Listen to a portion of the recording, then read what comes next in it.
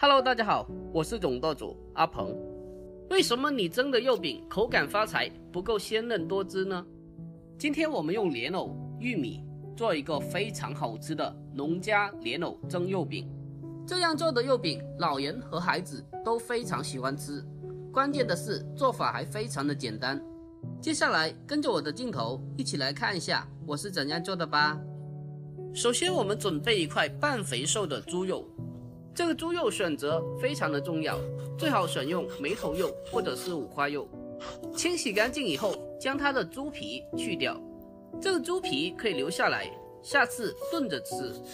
接下来我们将猪肉将它改刀切成小块，要是手工剁肉馅的话，还可以再切小一点。因为我用的是绞肉机，所以简单的切小就可以了。切好之后，先给它装起来备用，然后再准备一小块的去皮生姜，同样的将它改刀切成小块，然后和猪肉放在一起，然后再拿出我们家祖传的绞肉机，把猪肉和姜块给它放进来，用搅拌机将其搅拌成碎肉。在这里一定要注意，不用搅得太碎，否则猪肉吃起来没有颗粒的口感。如果将它直接的搅成肉泥，吃起来的口感是非常的不好吃的。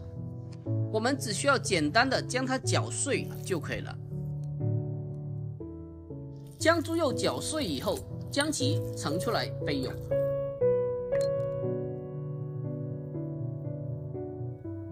接下来我们再准备半截的莲藕，将它去皮之后，再改刀切成薄片，具体的厚薄大概是3毫米这样子就可以了。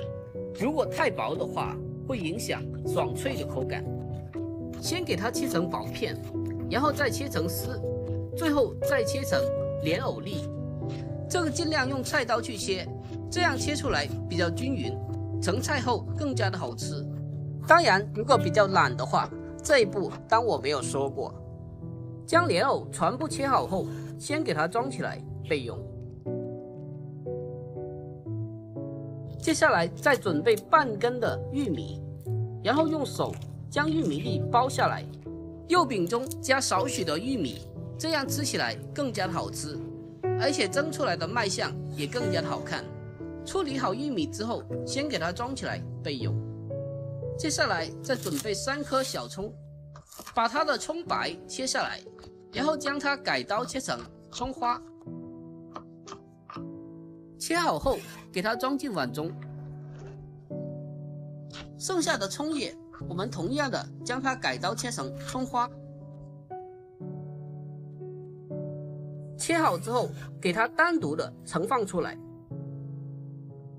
所有的材料准备完毕以后，接下来准备一个大碗，然后把切好的猪肉和莲藕丁还有葱白给它放进来。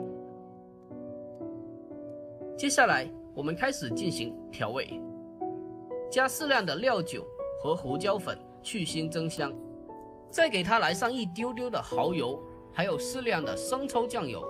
因为蚝油和生抽都有一定的盐分，所以盐的量一定要控制好，只需要少量的盐，再来一点点白糖提鲜，还有鸡精一点点，不爱吃的话可以不放。最后给它来上少量的生粉，也就是淀粉。颜色太白的话，可以来上少量的老抽进行调色。最后这个玉米粒刚刚放在一边，差点给忘记了，也给它加进来，然后将它搅拌均匀，把所有的调料给它充分的融合在一起。要想它的口感更加的鲜嫩的，可以少量多次的加适量的清水进来，让它吸足水分，这样蒸出来的肉饼更加的鲜嫩。要想肉饼鲜嫩的同时还带有一点点 Q 弹，那么在最后的时候给它摔打几下，将它摔打上劲就可以了。将肉馅摔打几下之后，将其装进盘中，然后将它平铺开来，这样的话更加方便成熟。好啦，这个就是做好的肉饼。接下来开始蒸制。